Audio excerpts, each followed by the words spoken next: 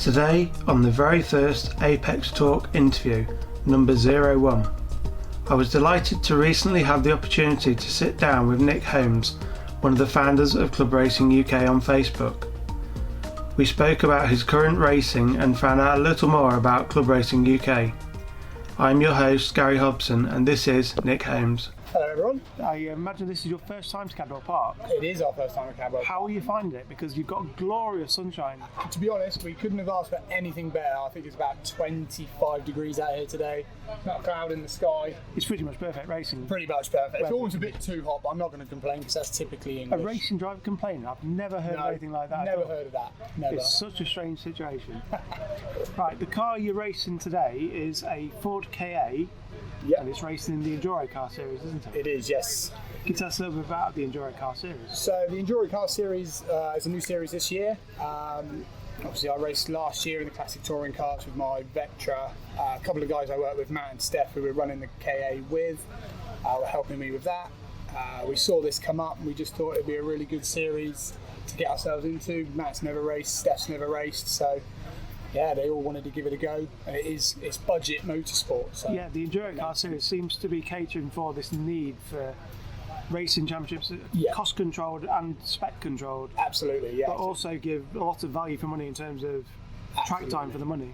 Exactly that. I mean, I think if you break it all down in the times, by the time you've broken down the costings and things like that, I mean, you get 2 hours seat time today for about £200, I think it works out. You can't beat that. There's no series out there that can rival that. So. And I suppose also the benefit of running Ford KAs, if you were to have a moment or damage the car in some way, it is so cheap to find a replacement car. Exactly that. We are on we've had 3 cars. The one we're running today is our first ever one we had, and it's our race car. It's got its second engine in it, which we got out of a £150 recce car, just an MOT failure. And then, we had another one, again, picked up for about £120, I think that was. And there's parts on this car now. So it's almost throwaway money in terms of motorsport. So it is slightly different to your other race car, though, isn't it? It's a completely different animal. Obviously, the Vectra I only did 3 races in. It's an X-Challenge car. It's got gas suspension, Brembo brakes. It's not the quickest, but it's a full race car feel, loud. That car's also started life as a racing car. Exactly, that has never been a road car, the Vectra. It's always been one of the 30, I believe, challenge cars that were built that used to support BTCC. So it's one of those. This little thing, bless it, was some little old lady's car that she used to go grocery shopping with. So it's now got a tough life ahead of it. But the important question is, though, you've raced the Vectra and now the KA. Which do you have more fun in?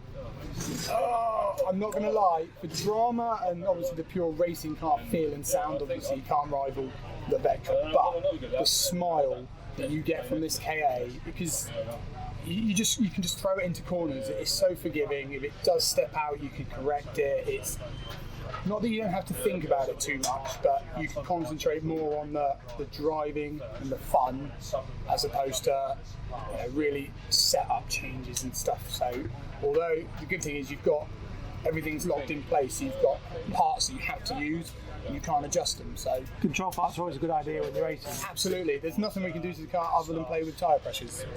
That brings focus more onto driver skill and what they can get out of the package. Exactly that. So, what's not to like about that? Great idea. Yeah.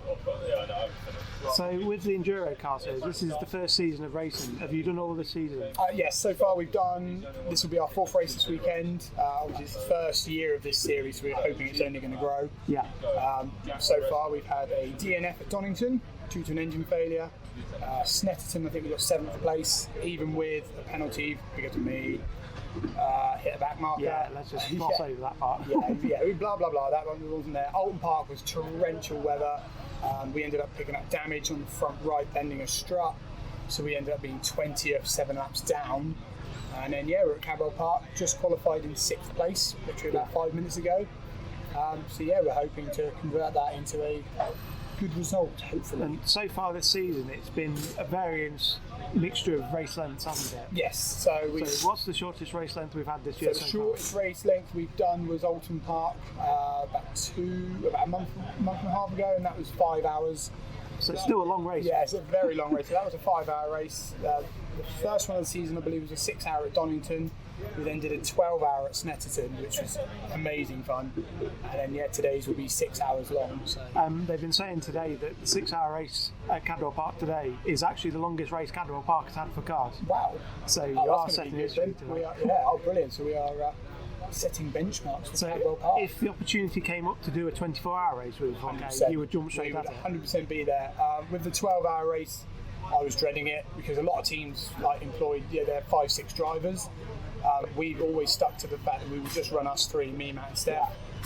So we were panicking a little bit that 4 hours in the car was going to be obviously a lot. But to be honest, now when we got to Alton, 5 hours was almost too short. It was, One thing I have noticed with the other cars in the championship, there is the opportunity for people to build a car and then sell seat time to other people. Absolutely, You can do an arrive and drive sort of thing. Is that something you've ever thought about doing with yours, or is it more of a team-based? In all honesty, no. I mean, I like arrive and drives, and the fact that for someone who does want to just come along, pay the money, jump in the car, that's great. But I mean, the guys I'm doing it with, Matt and Steph, we all work together. And we share the fun, we share the pain. You win as a team and lose as a team. Exactly. Sometimes losing more than winning. Although it's, definitely, we won't go over that bit. You fix the car as a team. Yes, absolutely. We try to. You can't see the dents on the radio, but... Well, you've got black tape there on a black car, so I suppose that makes repairs quite cheap. Exactly that. It just hides the pinstriping a bit, but... Well, it is looking quite lovely in the famous JPS style gold pinstriping on black background. Thank you very much. So we've noticed quite a few cars on the grid have some sort of homage livery. Is JPS livery what you wanted to go for from the start? Yeah, as soon as we bought a black car, obviously we started looking at livery ideas. Seeing what could work with black. Straight away, as soon as you look up black racing car, JPS is there in your face. So we all decided that we would definitely do it. We've done a little play on it with the S&M special. Yes. With Steph, Nick and Matt. Or the other S&M, but that's for you to decide. But I think it looks great, to be honest. I mean, all these little KAs look amazing. Virtually every car on the grid looks a fantastic car with no sign of race worn as compared to some other endurance championships that run small cars. So it's credit to all the drivers and teams that prepare cars every time. The driving standards up and down the pit have been absolutely amazing. I'd say you can race door to door with half these guys, well, more than half these guys all day long. You can look at each other and smile because you've got enough time to do that in these tiny little 1.3s. I think you've got enough time to read a novel. Yeah. Cadwell Park is quite a long lap, so you're looking at over 2 minutes a lap. Yeah. Comparing that to British Superbikes, who were here last weekend, and they're under 1 minute 30. So quite a bit of difference. I think we could possibly get that out of the car today, maybe. Skip a few corners. Fold the mirrors in. Fold the mirrors in, head down, and away we'll go. 2CV Racing is famous for towing up the back straight, so it's possible maybe to get that's around what we all need to do, just link on and have a chat during the lunch break and see if we can find a buddy up with our friends that are near us. Yes. So, Club Racing UK is a page that you run on Facebook. And can you tell us a little bit about what Club Racing UK is designed to do? Yeah, so Club Racing UK, I've been around Club Racing now just only for a few years. I'm still relatively new to it myself. But one thing I noticed early on, that in the UK we have obviously motorsport. It's the home of motorsport, and we have some of the best racing in the world. BTCC, Formula 1 events, all of that. But Club Racing UK, or Club Racing, is even better than some of the top level stuff that only people know about. So the idea behind Club Racing UK was to promote and share what people are missing out on a weekend, because as you've been around motorsport for years now, I mean, we've all watched it, we're all here for a love of it. But some people don't even know what's happening 5 minutes at their local racetrack. That is quite common with fans of certain major championships, like British Touring Cars. They could live within half an hour of the normal track, and they've just got no idea things are going on there. So. Exactly that. So I feel that's a great shame. I mean, I know there's varying implications behind that, but I've never gone to a circuit where you can't just knock on the door and for a couple of quid really, you can come in and, like today, anyone can come walk into Gadwell Park and come and watch this Enduro KA. And the other thing is everything is so accessible as well. You can speak to the drivers. That's it. You can come on down here. You can come sit in the car. I mean, if you're lucky, I'll give you a spanner or two, and you can come and fix it for us. So if the wheel falls off, you've got somebody to blame. Exactly that. Yeah, who are you? I know you. But that's why club racing grew. In the same time, we're also trying to get across to people that motorsport, yes, is expensive. It is an expensive hobby, but it doesn't have to be as expensive. No. There's companies out there that can, sell you all your kit, all your race gear for hundreds of millions of pounds. When in actual fact, if you know the right people, you look around, you do your homework, you can knock hundreds and hundreds of pounds off your startup bill, so to speak, by just doing a bit of shopping. So instead of people doing the hard work, me and Steph are working on, getting companies on board. We've got like Holmes Motorsport, who else? We've got Uncle Luke's, all these companies, Syntec, Burton, everyone that can come along, give us some money, or not give us money, sorry, give us discounts on equipment that you wouldn't get at other well-known motorsports outlets. And the way you started your racing career was not necessarily the traditional way into public sport, because you started with an arrive and drive car. We were talking about that. Yes, we did.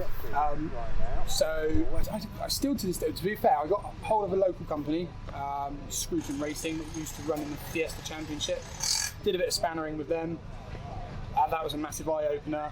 And then from there, decided to build my own car, because arrive and drive was out of my budget. There's no way I could afford it. So we started to build my own car. Slow progress. I'm not a mechanic by any stretch of the imagination. I'm an electrician by trade. Right. It wasn't actually until I started at Polton's and met Matt, Steph and all the team there that my build became an actual race car. Yeah, you sort of formed a team without really trying. It kind of, that's what car racing is about. It was all friends, work colleagues and everyone who just meshed together, and it's grown from there.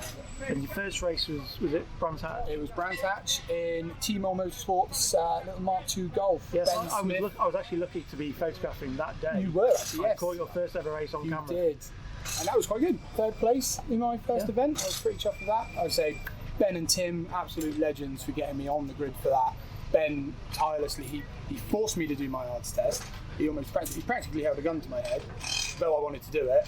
But yeah, he got me in that seat for Brands Hatch, and to be honest, it's his fault and my wife's fault. I should give a shout out to my wife, because she said I should just do it. I should just try it. And I'm now here. I'm here now, lots of debt, and 2 race cars to my name. You see, that seems to be a problem with people doing club racing. They start off with one car and it sort of snowballs into a second or maybe a third. Well, we won't say a third. Not on tape anyway. No. There are plans afoot, but we can't talk about those. No, there is only these 2. I do want to get my car back out. Obviously, the KA with the boys is the top priority at the moment. I suppose having a car that doesn't take a lot of maintenance, having it turnkey pretty much in the weekday between events, it allows you to focus on other things and do the hobby without actually needing to put a lot of time and effort into it. Exactly. Even though racing does take a lot of time. It does. I mean, it's weird. Like we had, you get several weeks between events here at Enduro KA, yet you still find yourself on the last night tinkering with this. You still need to do that. I mean, this morning we were still doing a little bit of work on the car and make sure it was up together. But the funny thing about this is you can change the number plates, and Matt, he drives it around still as a daily sometimes. So it is actually still road legal? Still road legal, yeah. She'll still go from, he lives 10 minutes away from work, so he'll even go to Morrison's in it sometimes. We found a Morrison's receipt in the car once. It is a bit strange putting your shopping through a roll cage in the boot. Exactly that, yeah. It is not unheard of though. There are many race cars that are road. I mean, if I could do it with one vector, I would definitely do that. It's easier than taking a Sprinter around, that's for sure. It'd be easy to park for a shot. Although I'm not sure you can get it into parking spaces when you're sat in a bucket seat. No, strapped in with you're looking behind you. No, you can't see it. Just wait until you bump into something. I wonder what an MOT tester would say though when you took it and he looks at it and thinks, this is non-standard. You've got a cut-off switch and everything. Yeah, that's it. I mean, to be fair, I think it must be due its next MOT, because we got it with a brand new MOT. September time, so yeah, it must be due an MOT very soon. So we'll have to report back with that one, with what they think. So what's your plans for 2020? So 2020, we're definitely going to be running the KA again. The idea will be between us as a team, so as Club Racing UK, we've got a few things in the pipeline which we won't mention just yet. We're hopefully going to be helping Rob Lewis Racing run their Focus. Matt and Steph have bought a mini, I think it's an R53. Right. They're looking at doing Club Enduro or some Club Enduro events, and then I'd like to aim possibly Bark Saloons or somewhere with my Vectra. So hopefully we'll have a 3-4 car team doing various events around the UK. It'd be good to see you out again next season. Obviously, we'll catch up with you when we get the opportunity. Definitely. But Nick Holmes from Club Racing UK, thank you for talking to us. No worries, thank you very much. And there you have the very first Apex Talk interview. I'd like to thank Nick for braving having a microphone shoved in his face. We'll be bringing you more interviews with the people and personalities involved in the UK club motorsport very soon. Please follow us on all the social media channels. Instagram at The Apex Talk, all one word, no spaces. Facebook, Apex Talk. YouTube, Apex Talk. Don't forget to like and subscribe to make sure you keep up to date with any new content we release. Thank you very much for listening.